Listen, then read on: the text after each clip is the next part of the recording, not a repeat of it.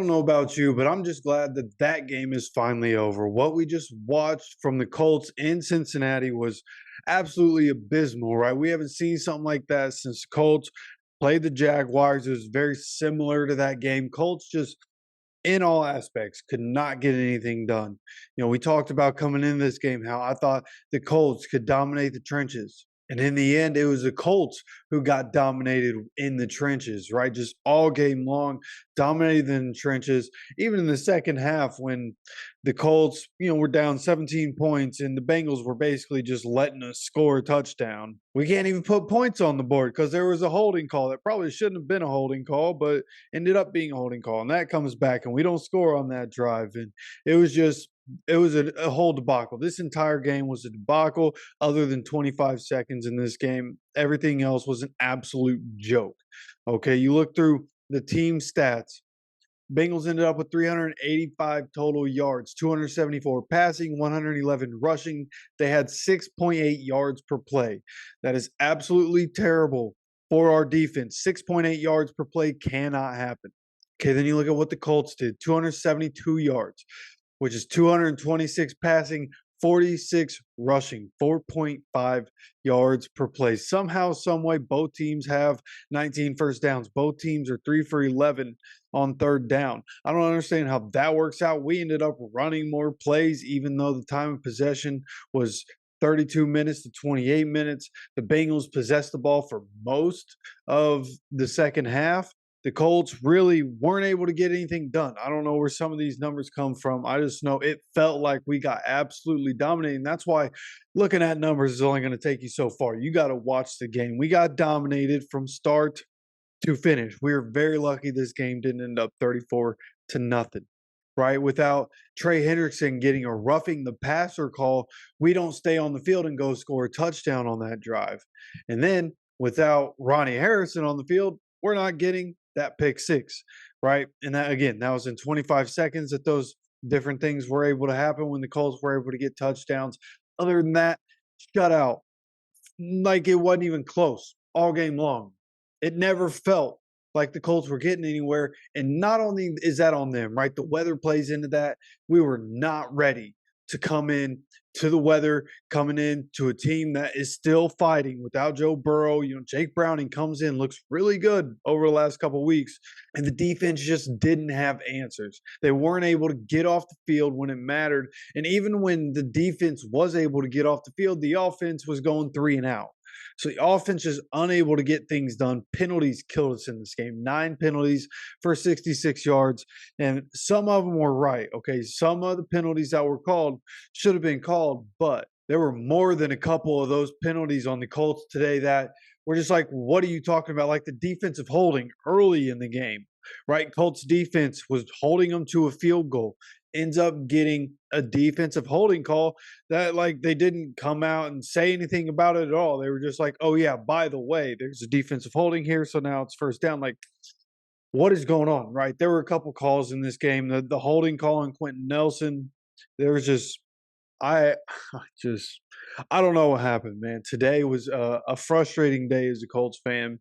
Everything that went on between the refs, between the team, like no real bright spots. Zach Moss had a terrible day. Gardner Minshew had a midday at best. If you look at his numbers, it looks mid, right? 26-39, 240 yards, 1 touchdown, 1 interception.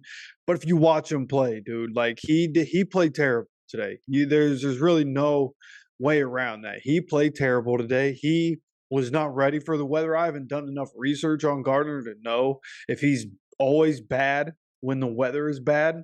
I'll try to look into that, see if that's a thing to look out for. But today can't happen again. What happened today cannot happen again.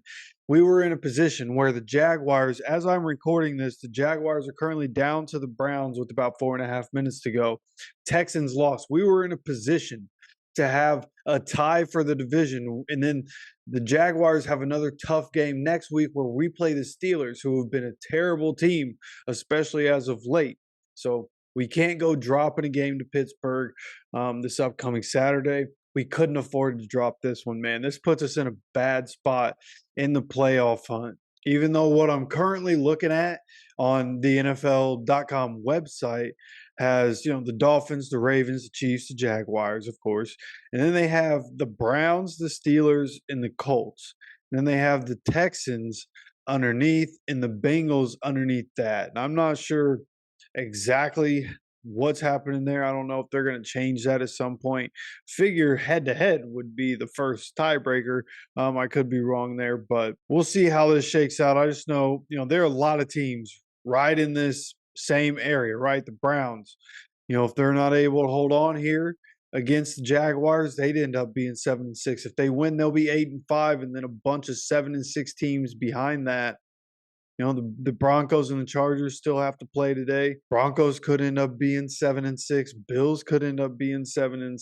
So there are a lot of teams right there. Today, getting a win today would have been huge, right? That's why, like, the Browns right now, if the Browns can beat the Jaguars, that's going to be huge for them because there's so many 7-win teams right now. So it would have been huge going forward. We have to put it together, and with the Steelers coming to town, it's not like we feel confident about that. We haven't beaten the Steelers in a really long time. This is, I mean, two very different teams than what we've gone up against the Steelers with in the past. But what we can't do is we can't lose. We can't afford to lose to the Steelers. If we lose to the Steelers, we don't deserve to go to the playoffs. This was a huge blow here against the Bengals, but hoping for a better week. The injuries to EJ Speed and Juju Brents turned out to be pretty crucial.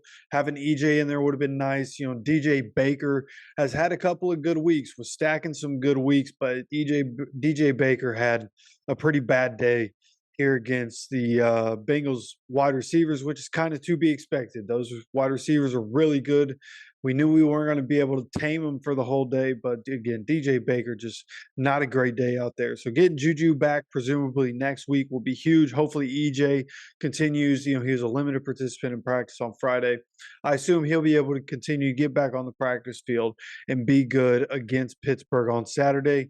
It's technically a short week, so these injury reports are going to come a little sooner this week than they were last week. So make sure you subscribe with notifications on so you get it notified when injury news does come out. Any other news or updates that happens, we're still going to continue the Would You Rather series this week. So again, make sure you hit that sub button and make sure you're getting notified when all these videos do come out. And I appreciate you stopping by for this post-game conversation. And as always, take care of yourself. Take care of each other, and go Colts.